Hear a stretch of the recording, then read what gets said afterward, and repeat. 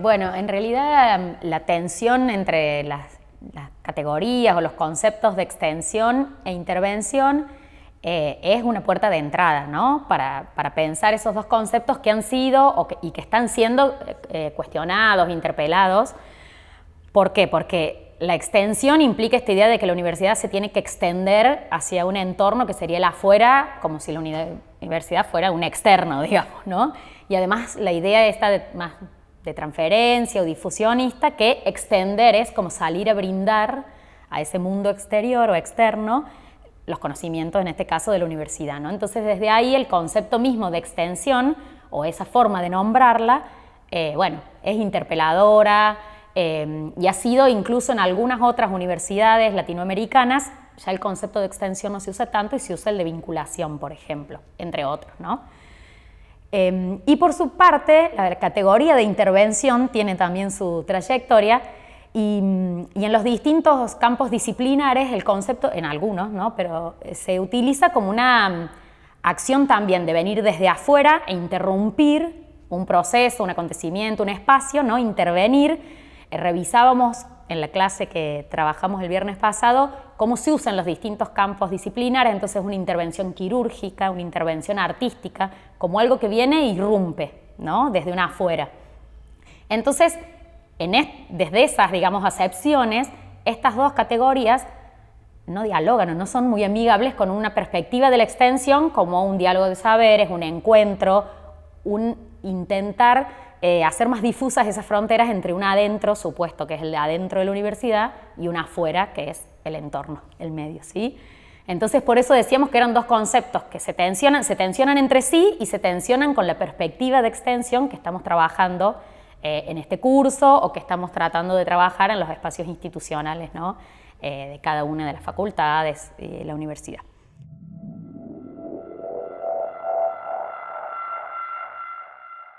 Entonces, bueno, el desafío era ¿por qué seguir usándolos? Los seguimos usando desde qué perspectivas y cómo dialogan en sí mismos entre esos dos conceptos, ¿no? Entonces aparece esta idea de hablar de una intervención extensionista como algo diferente a otros tipos de intervención social o de intervención profesional, ¿sí? ¿Qué sería esto de lo extensionista y qué sería esto de lo interventivo?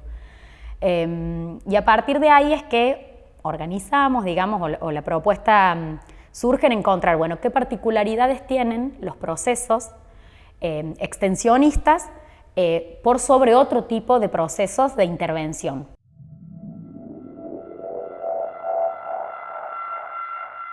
Bueno, ¿qué de distintivo tendría esto de la intervención extensionista, ¿no? ¿Cuáles serían algunos elementos, no excluyentes, pero sí que tienen que ser sinérgicos para decir, bueno, estamos pensando que esto es extensión y esto es intervención? Y entonces la propuesta era pensar que tiene que haber dos componentes o dos ejes básicos. La transformación, la idea de transformación, ¿no? Porque una acción de intervención tiene un espíritu de transformar. Y ahí decíamos una transformación al menos en tres niveles. Una, la intención de aportar a un concepto más amplio de transformación social, ¿no? La extensión crítica habla de procesos de emancipación, aportar a procesos de emancipación, aportar a procesos de democratización de las sociedades, de construcción de sociedades más justas, digamos como un ideario.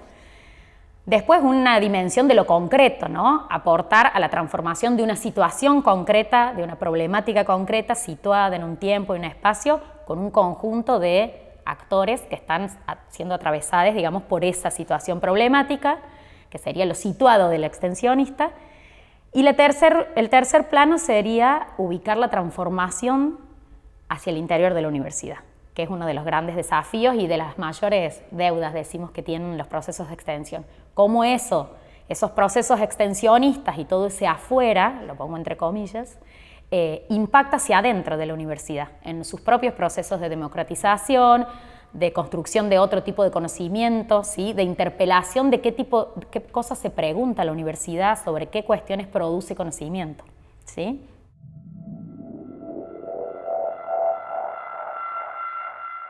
Y ese era el eje de la transformación. Y el otro eje que hace que esta intervención sea extensionista tiene que ver con el conocimiento, ¿sí? tiene que haber conocimiento puesto en juego y en diálogo para que hablemos de extensión universitaria, desde la perspectiva que nosotros abonamos.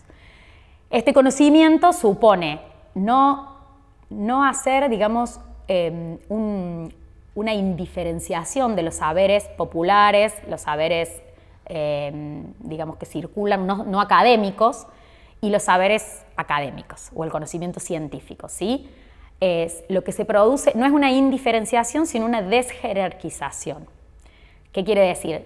Cada saber es más pertinente, adecuado, necesario en distintos momentos de los procesos extensionistas. La intención es dialogarlos y la intención es que el saber académico pueda aportar, ¿sí? Para eso la universidad tiene la responsabilidad de producir conocimiento también. El tema es qué conocimiento y el servicio de qué sectores, ¿no?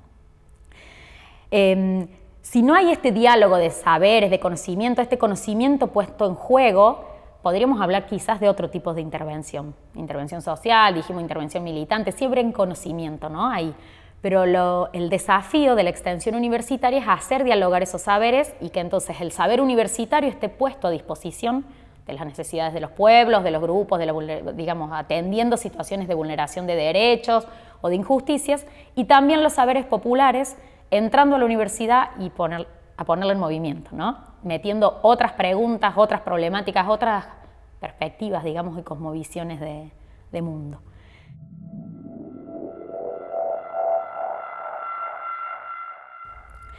Y la particularidad también que tiene es que estos dos ejes de transformación y conocimiento se articulan y se ponen en acto a través de algunas perspectivas metodológicas específicas. Por ejemplo, la investigación-acción participativa, algunos hablan de investigación-acción participativa y participante, la educación popular, ¿no? Como propuestas epistemológicas, pero también metodológicas, ¿no? Cómo articulamos estos saberes, cómo esa transformación se pone en acto, cómo co-construimos los problemas sobre los que queremos intervenir desde la extensión.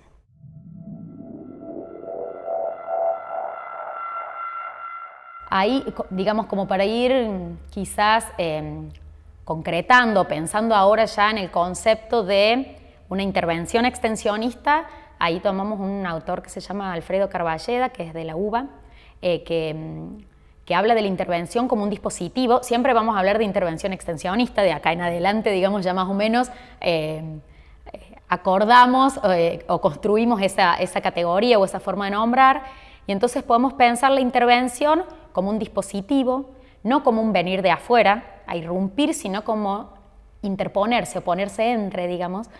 Y la idea del dispositivo también nos implica a pensar que los procesos de extensión en esta clave de intervención extensionista son un dispositivo que es algo artificial, creado, digamos, y que viene a modificar el desenvolvimiento natural que tendrían estos procesos, que identificamos como injustos, como desiguales, como no democráticos, sobre los que queremos intervenir para transformar. Ahí aparece algo muy significativo y muy trabajado en esta perspectiva de extensión que sería como la puerta de entrada a los procesos extensionistas, que tienen que ver con la co-construcción del problema y de la demanda, o sea, sobre qué vamos a intervenir y desde la perspectiva de quiénes se construye eso. Y entonces, en esa puerta de entrada, digamos, o a través de ese proceso de identificación y co-construcción de un problema, también se lleva implícito, digamos, o en la forma en que uno define un problema y con quienes lo define, están implícitas las respuestas, las soluciones, porque en la interpretación del por qué está pasando lo que pasa, tenemos implícitas el cómo podríamos abordarlas, ¿no?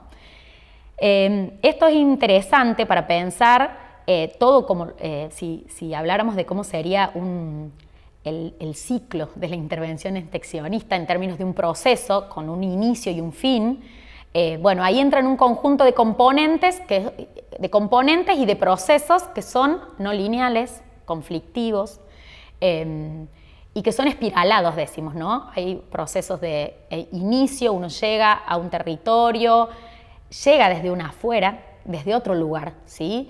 Que es la universidad. Entonces hay expectativas mutuas entre los universitarios y los sujetos, los grupos, las organizaciones con quienes trabajamos. Hay expectativas construidas sobre qué debería hacer el uno y el otro desde sus posiciones. Y entonces parte del proceso extensionista nos digamos, sí, nos invita a reconocer esas posiciones diferentes y nuevamente a pensar en esta idea de desjerarquizarlas. Vamos desde la universidad, tenemos una responsabilidad diferenciada.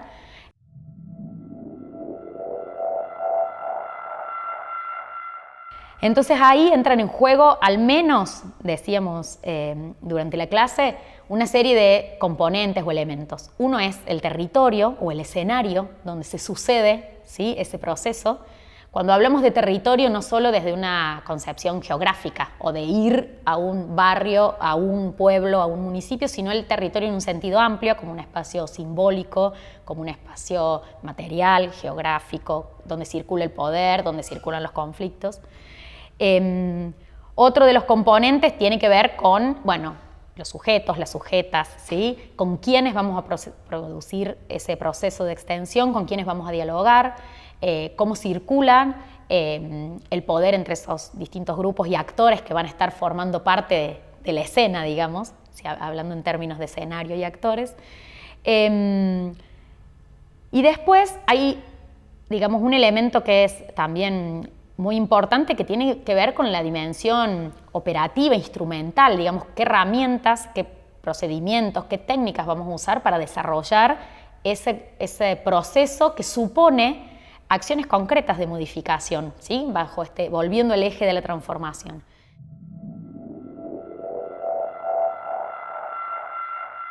Estos procesos de intervención implican o tienen también diferentes momentos, ¿no? Este momento de la llegada, por ahí se usa el concepto de inserción, depende de las perspectivas, ¿no? Este momento de llegada y de reconocimiento del quiénes somos, ¿sí?, el de dónde venimos, qué trayectorias traemos y qué conocimientos y saberes vamos a poner a disposición en ese espacio.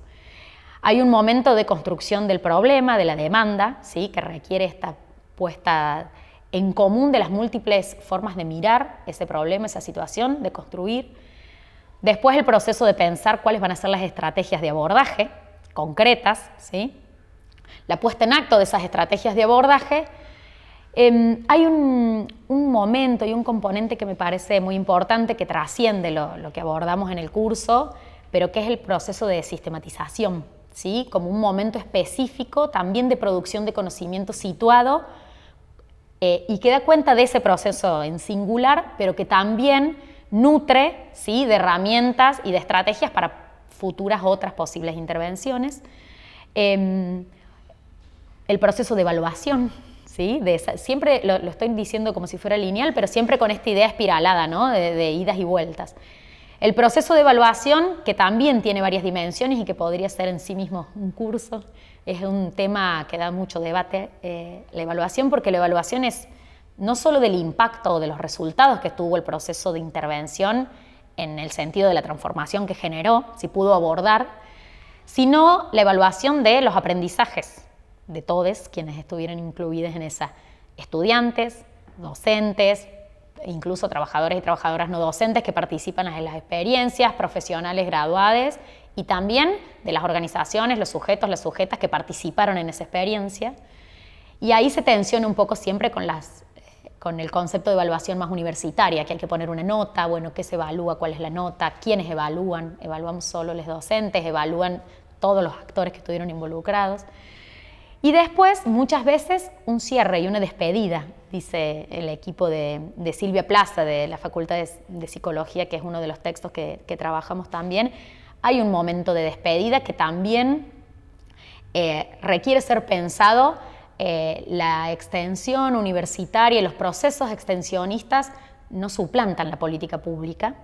Entonces, hay momentos donde esa tensión también aparece. ¿Hasta cuándo este equipo extensionista, por ejemplo, en un caso, tiene que estar acá dando respuesta a qué tipo de problemáticas y en qué momento hay que retirarse? Entonces, hay momentos, hay procesos que requieren un cierre, requieren una despedida. Y para cerrar, algo que no mencioné todavía y que también tiene que ver con las epistemologías y las metodologías de esta perspectiva de extensión, que tiene que ver con las afectividades, con los afectos y con las subjetivaciones y con los vínculos que se construyen en los procesos extensionistas, y que es una dimensión que el saber científico universitario más hegemónico siempre ha dejado relegado, ¿no? En los procesos de extensión hay mucha emocionalidad, es la puesta en cuerpo en un lugar que no es el aula, que no es la universidad, que no es el lenguaje de la universidad, y donde se construyen vínculos como en cualquier espacio social, pero también esos vínculos, la construcción de esas emociones y esas subjetividades individuales y colectivas son parte e insumo del trabajo, ¿sí? El conocimiento también incluye, este conocimiento extensionista, digamos, también incluye la dimensión de lo afectivo, de las afectividades, de las emociones, y también son metodológicamente, digamos, incorporadas en estas metodologías de la educación popular, la investigación y acción participativa, como un componente que es crucial, digamos, además que es indisoluble, ¿no? de la acción humana, pero explícitamente está puesta en juego como un elemento que construye los procesos de transformación y los procesos de producción de conocimiento.